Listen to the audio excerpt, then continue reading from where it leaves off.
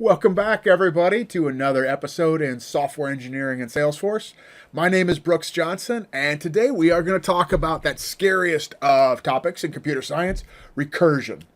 And I'm going to start out, if you are a self-taught developer and you learned a program on the Salesforce platform, like me, that's where you started, you are probably certainly more than justified in thinking that recursion is this terrible and awful thing to be avoided at all costs. And so that is true. Right? You're taking PD1, and I feel like there's all these questions about how do we avoid recursion, usually in the case of a trigger. And what we're really talking about, and hopefully this video will make clear, is how do we avoid recursion without a base case? Because that's not a Salesforce thing, that is a software thing. Recursion without a base case is going to be a problem.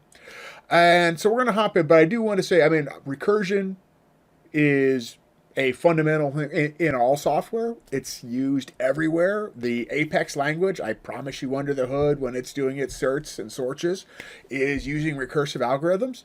But Apex itself, I'll say recursion does have fairly limited uses because we have a small stack depth of 1,000. And that's one of our governor limits to ensure that no one of us is using more system resources than anybody else.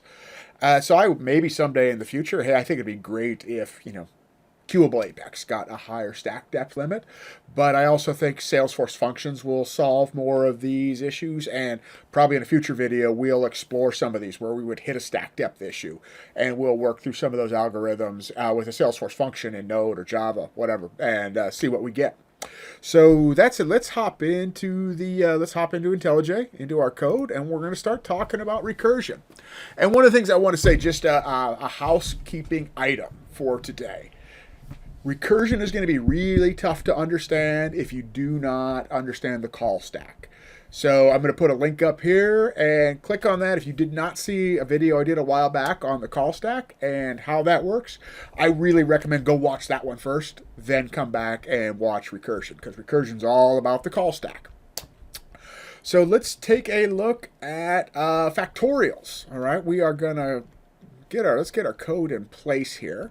So I have this class here, Recursion Examples, and there's a lot of stuff in here, and we'll go over it in the end. There's a lot of different challenges that I encourage you to work on later.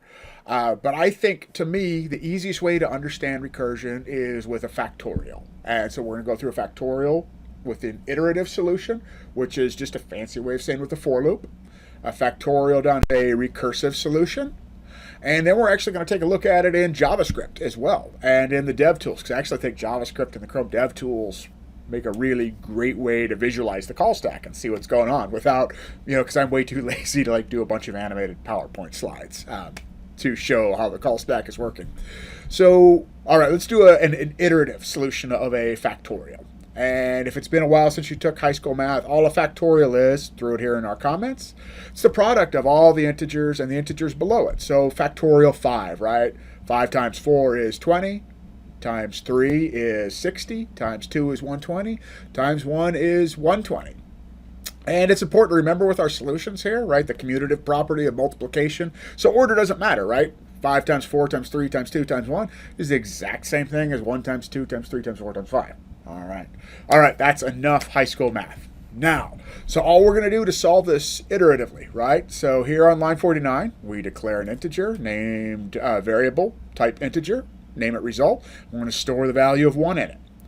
Then we are going to loop through, and we are going to start I, our index, with the value of 1. And we're going to say, hey, as long as I is less than or equal to num, which is the parameter that we have passed in to our factorial iterative method, and then we're going to increment each time I++. All right, and you could do the same thing decrementing, right? Just for me, I always find for loops easier for me mentally to follow along. My mind works better with incrementing, so that's why I do it. All we're going to say, so we start with result times equals I. So, and we assign 1, so 1 times 1, right? That's 1.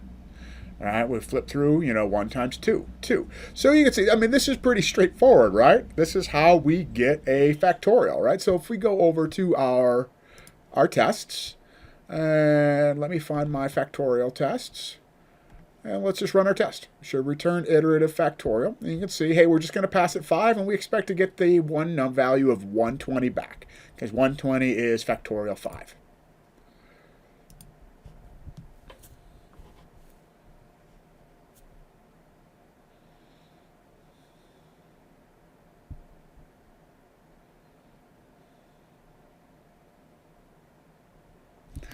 All right, I'm going to have a little sip of coffee while we wait here. This is taking a little longer than I'd hoped. There we go. Returning factorial iterative. Oh, come on, give us a result already. Come on. So, you know, why do I have this done? Let's get rid of that.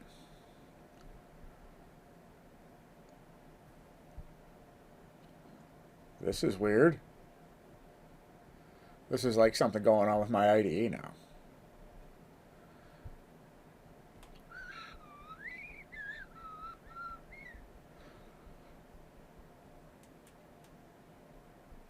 All right, so this is the longest running test. What? Does not exist on the server. Huh? All right, hold on. All right, so we're going to solve in real time here, right? Let's open up our terminal.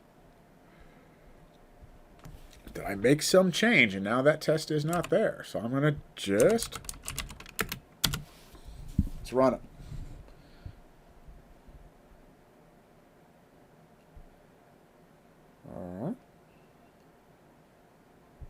Because I really don't want to start this video over again, right?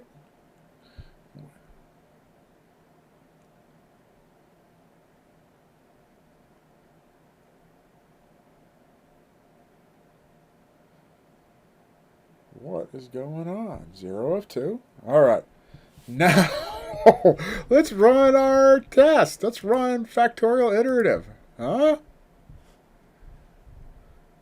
And it passed in 58 milliseconds. So no idea why that just happened. And frankly, my Camtasia skills are too lacking to probably edit this out in any meaningful way. So I guess that's the joy of free stuff on YouTube, right? If I made real professional content on Udemy or Pluralsight, right, I'd do a better job. But it did indeed work. Okay, let's go back to now our recursive example.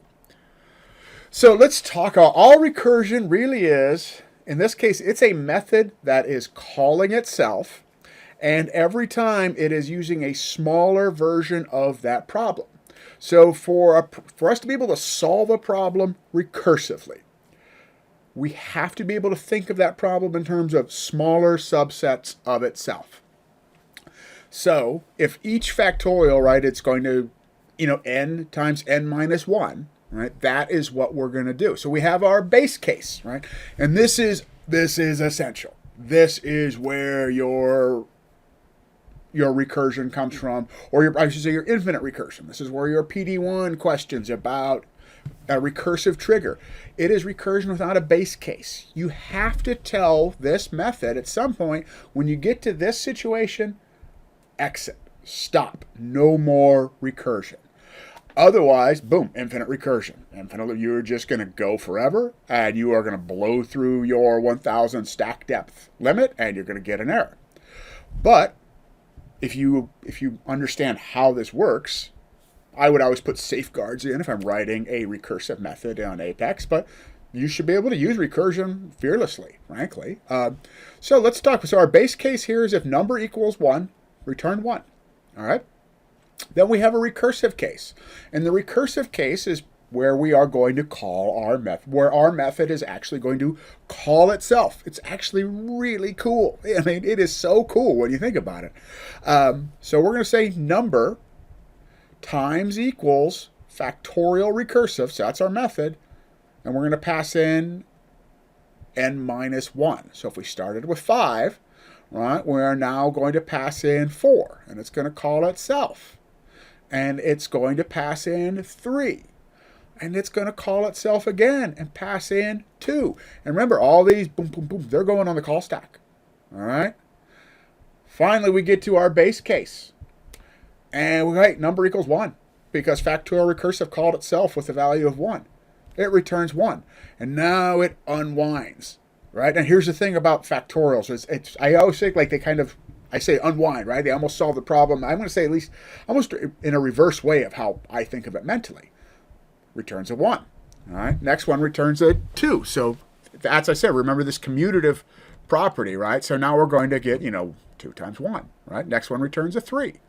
And that is all recursion is. I mean, this is a simple example, but this is all. It's a method that is calling itself. Or if you're writing JavaScript, it can be a function. Just something calling itself, right? With a problem that every time that problem can be stated as a subset of itself. So I think a really good way to demonstrate this is in Chrome DevTools. So I am going to open up, we're going to go through some JavaScript in a little bit, but I'm going to go here. I'm going to open up DevTools. And so here you can write little snippets in your DevTools if you didn't know that. So we have this factorial function in JavaScript, right?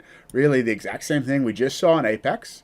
We've got a breakpoint up here on our base case if number equals 1. And we're going to call factorial 5. So I'm going to run this now. And we're going to step through it. Okay. So we have local number equals 5. And on the call stack, we have 1 call to the factorial method. All right, we're going to step over. And we see we hit our recursive case. And now we have factorial with number of 4. That is what just went on the call stack. Because remember, call stacks are going to be last in, first out. That's how that data structure works. So do it again. All right, now we've got 3 factorial methods. It's JavaScript, 3 functions all sitting on the call stack. Down here where we first passed in 5, it's just waiting. It's just waiting. Doesn't have a return value yet because it's waiting on, and they're waiting on this one. All right. So let's do it again. And now we are at number 2. We got factorial sitting on the call stack. And now we're going to do it again. And let's get to our base case. All right. So now we can see, right? Number equals 1. So we should run our base case. Return number.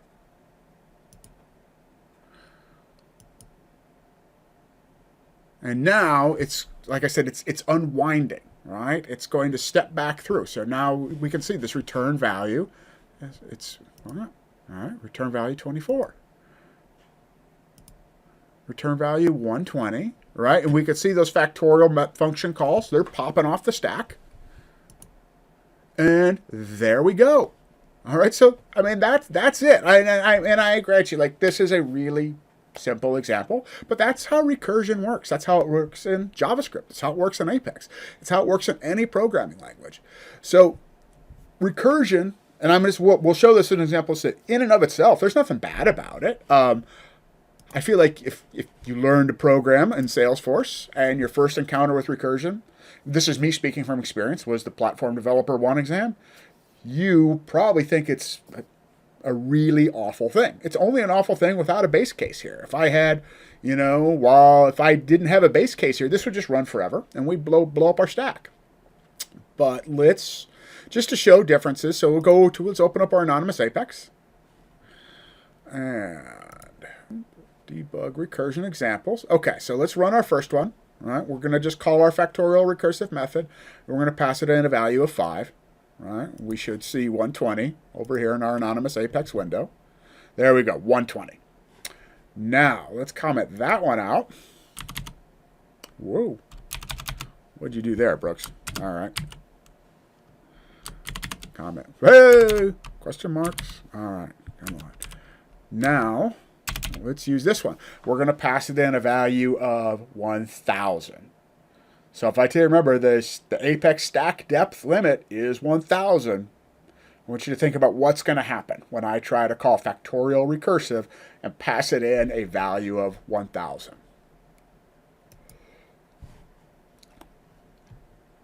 Oh my goodness, maximum stack depth reached, 1001. And I actually, like the first time I actually did this, I just wanted, like, this is what happens when you overflow the stack that you are given. You are given, if we remember what we just saw in DevTools, right? Factorial, factorial, factorial, they're all going onto the stack.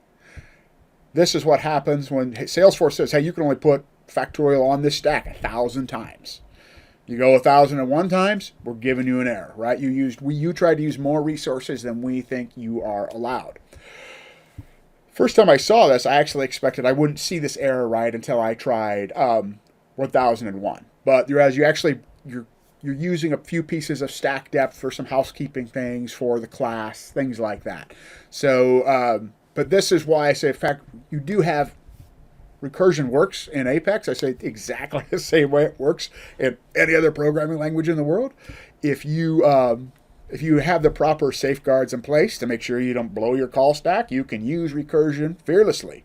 You can use it in your JavaScript, because JavaScript does not have a stack depth. But it's really important to understand. Because all the software in the world, I mean, recursion is a foundational concept. And a lot of the algorithms that Apex is built on, I promise you, right, when that actually runs at the machine level, right, it's using recursive algorithms that we just don't see. So now that we know that we can do our last one, I'll say, so I wrote here, if you want to play with it, and I'll try to provide more of these as this series goes on. I did a couple little recursion examples because I also think in this industry, more and more there's an expectation that you are proficient with JavaScript and Apex to a great deal. So, and I think a lot of times it's good to see examples of what do these look like in more traditional programming languages that are not, Apex, which is just restricted, only runs on, Mark Benioff's cloud, right? So let's go to here I just put this little example in for JavaScript. Factorial, same thing we just saw in Chrome DevTools. Got a calculator that's going to call it, right? It's just importing that method. And we can go over to our local development server where I've got our calculator open, right? So here's where I always thought factorials are cool. There's a lot of logistics problems that are based heavily on them. So where they get challenging, right? So let's calculate factorial 5 for the millionth time today, 120. All right, but let's watch how quickly these increase. All right, let's go factorial 6, 720 already. Now let's take her up. Let's kick it up. Take her up to factorial 10. All right, we're getting close to 4 million already as we went to factorial 10. Now let's calculate in JavaScript factorial 1000 and see what happens. By the way, I was surprised the first time I did this in JavaScript. It was not what I expected. Infinity. Okay, so a couple things there, right? So here's a little JavaScript thing I had to learn the first time I did this. We did not exceed the call stack because that JavaScript does not have that limit on us. But we did essentially overflow the size of the value in the browser that JavaScript is assigning to a numeric value. So we tried to make a number that was so large, JavaScript just said, hey, I don't have room in memory for this. It is now infinity, all right? And if we did something smaller, we'll probably get back, like some scientific notation. Let's do factorial 100, right? Yeah, so see what we get, like, I don't know what that, like, that's a really big number. All right, so I really hope this helped you understand recursion as we review more of these. What I really want to do is spend more time this year, kind of a mix between hopefully getting back to some of our design patterns and data structures and algorithms, because I don't think there's a lot of good examples of how those are implemented in Apex, how those are implemented with Salesforce. So we're going to do more of those. There's a repo that I'm going to link to in the notes after this video. And there are I created some challenge problems here. So the only way to get good at recursion is to practice writing recursive problems. And I think this is all of us as professionals, right? Fundamentally, we're problem solvers, and I want to minimize these because I don't want you to see all the answers. The more time you spend solving problems, the better you are. So there are things in here that I know some people get, oh, well, you know what? Like, you never need to reverse a string. And you don't, right? If I needed to reverse a string, In production code, I'm going to call string.reverse on it every single time. I can almost promise that you're never going to implement a sort in JavaScript that is more performant than just calling the built-in sort method. But all of these let you be better problem solvers. And that's what we get paid to do. We get paid to solve problems with the Apex programming language, right? So in here, some of the problems that we have included. So we've got how to reverse a string. And I think that's kind of a classic interview question. 3 ways to reverse a string. We have an iterative solution in here, and a recursive solution. And of course, good old string.reverse, which is what you would really use in real life. Factorials, which is what we just used for our examples. Power. Calculate what is kind of like you're going to, implement the math library in Apex, right? So how would we recursively compute, 4 to the second power, right? Range, sum of a range. How would we, if I give you the number, we'll say 5 again, how do I calculate 5 plus 4 plus 3 plus 2 plus 1? How do I do that recursively? The good old classic Fibonacci sequence. And I didn't start with, I feel like that's what everybody does with recursion. It's either factorials or Fibonacci. I think factorial is easier to understand. But take a look, Google Fibonacci sequence, right? It's, n equals n plus, minus 2 plus n minus 1. And we've got a recursive. So what I want you to do if you want to practice your recursion is do these, and then you can go to the repo, and there'll be links to it in the notes, and you can look at my solutions. And if you think there's something wrong with any of them, please let me know. Submit a pull request. I actually caught one earlier, right, where I thought I had a recursive solution, and I didn't. I had just written a kind of a fancy iterative solution. Thankfully, I caught that before I recorded the video, right? So palindromes, right? There's a good one. Ooh, let's minimize that. Is a word, and I'm going to, because here's, my test example, rotor, right?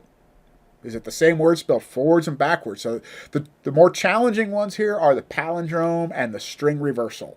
The easier ones are the power and the range. And I'll probably try to add some more to this repo and other examples. But this is what we've got now. So here's what I want you to do for practice. Again, do recursive solutions for some of a range and for the power, and try to do recursive solutions for determining if a string is a palindrome and for reversing a string.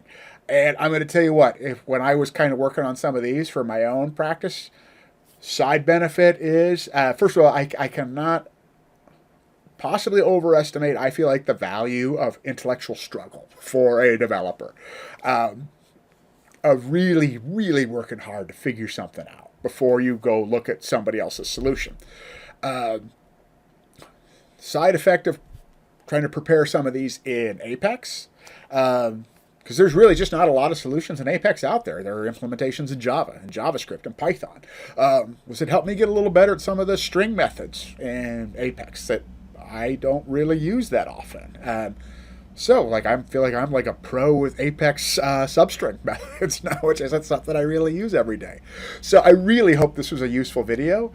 If it was, please hit like, hit subscribe, share with your friends, and I will see you back next week, where I think we are going to probably talk about maybe linear search and binary search, but who knows, maybe we'll do insertion sort. Don't know yet. Take care, everybody, and keep practicing every day, and I'll see you in the next video.